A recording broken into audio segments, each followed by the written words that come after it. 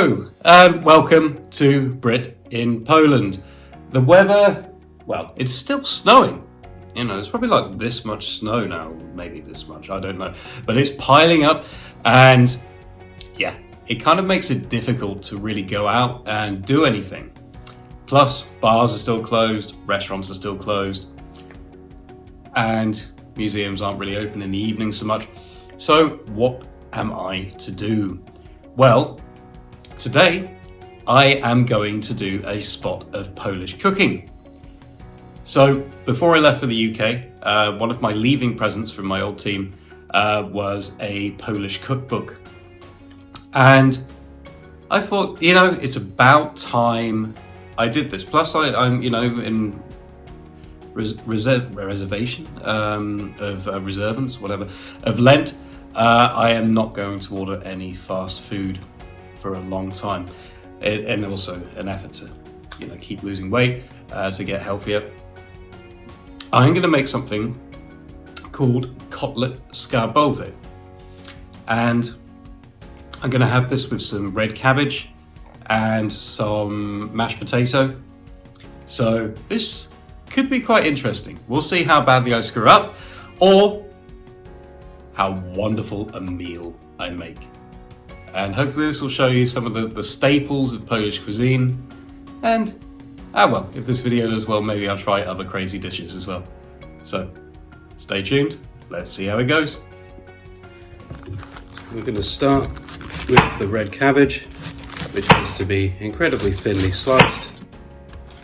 I have no idea if I'm doing this in the right way, but well, at least I bought a new knife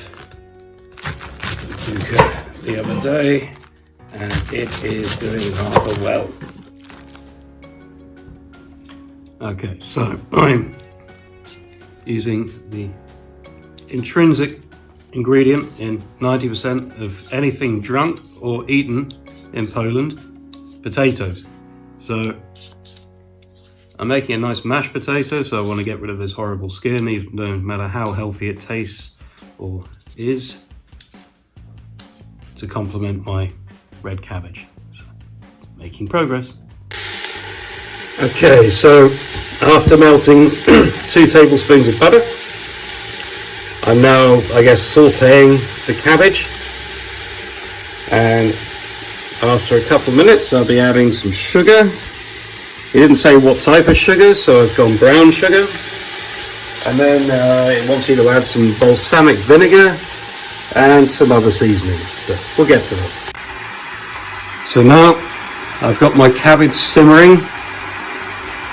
Admittedly, the recipe I picked was German style, but I'm sure it'll be fine. And I'm just boiling some water because I'm going to soften some potatoes. Okay, so I've got to leave the cabbage for about another 20 minutes. The potatoes I need to soften for about 15 minutes. So I'm hoping the timing works out. I haven't even started thinking about the cutlet yet. We'll get there.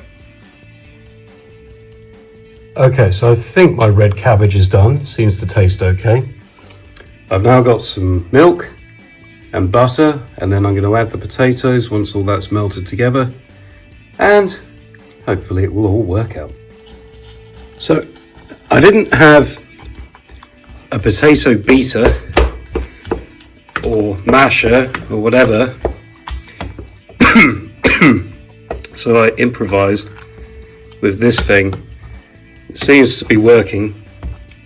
So my mashed potato is starting to look rather creamy. I just need to try and eliminate these bits. As you may have guessed, this is the first time I've made mashed potato. So cheer me on, don't just laugh. Please don't just laugh.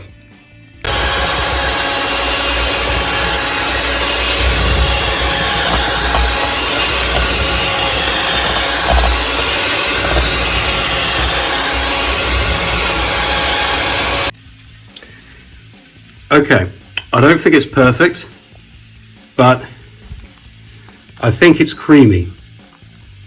So, okay, it's definitely lumpy, but it's recognizably mashed potato. You can say that at least. So, not bad, not bad. Just need to add a little salt and pepper to season. Right, okay, so now we reach the part where I am most likely to screw up the worst. So I've got my flour, my eggs, breadcrumbs, or buka tartar, and I have my meat. I think that isn't enough meat. I have got a second pack if I still have loads of materials left. But yeah, now the fun begins. Okay, so here goes. We're going to try this and see what on earth comes out at the end of it. So firstly, we take our cutlet and we put some salt and some pepper onto each side. I guess this is for a bit of flavour. Well, obviously. Okay, right, so we've done that. Then we dip it in our flour.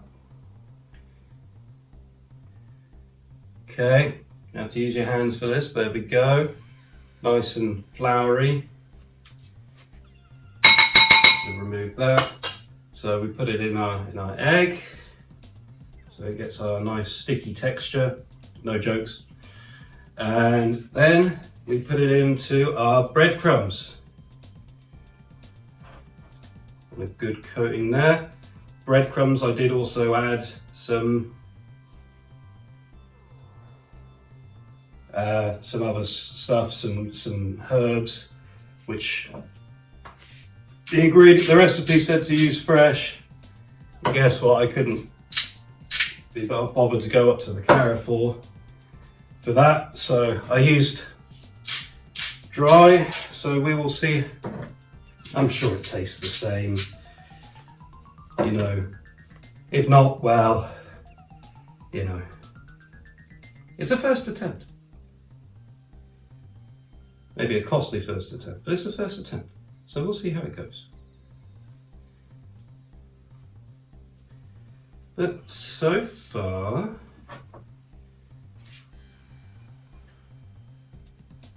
breadcrumbs are sticking. This is good. This is what we want. I once made some almond chicken. And with that, I had to cover it in breadcrumbs, and funnily enough, the breadcrumbs didn't really stick. And annoyingly, these are sticking to my fingers a lot, so that's a little side effect to watch out for. I'm not going to lick those clean. Yeah, why do you have to add the salt and pepper before the flour? It's just irritating. Of course, it'd be better if I had, maybe done something a bit more proper and just had some salt and pepper to dip it into rather than this crazy farce which I'm doing now. But okay, seems to be doing what it's supposed to do. So we will see how these come out. So our final step is to actually cook the pork. So I've got 75 ml of sunflower oil, I think it'll do. So I'm just going to wait for that to heat up a bit. And then you have to fry each piece for about 5 minutes on each side and then allow 2 minutes to settle. So let's see how this goes. Okay, anyone hungry yet? So I've put them into the boiling oil. Just need to give them 5 minutes and flip them over. Couldn't sadly fit them all on, got one left, but not bad, not bad. It's not like I'm going to be able to eat all these tonight anyway. Being bubbling away nicely. I'll turn them over, and that's a lovely shade of blackish brown. So I think the batter's doing its job, frying is doing its job. I think I'm in for some good cutlets. Now to me, that looks like a nice, successful, home-cooked Polish meal. Now I have to taste it. Okay, so I have my meal.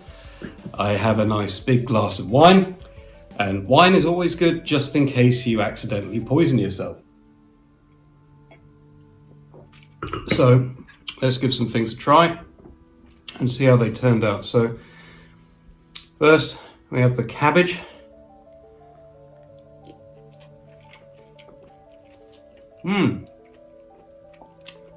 That's not bad. Much nicer than eating it raw. We'll try our potato.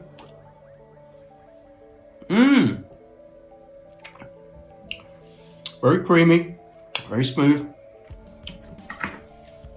Now let's see our cutlet. So first of all, has it cooked all the way through? I would say so. Now let's see the taste.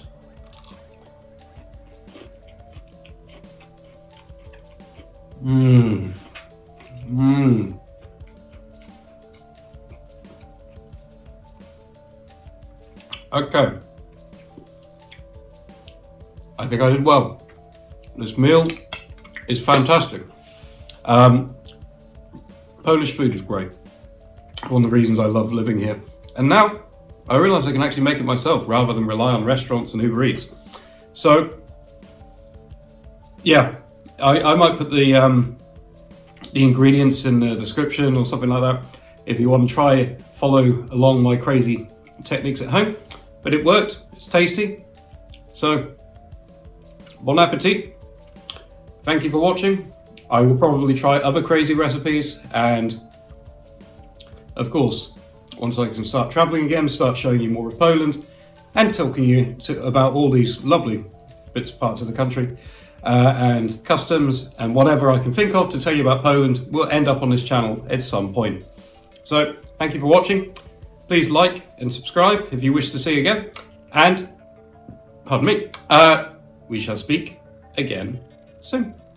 Cheers. Na zdrowie.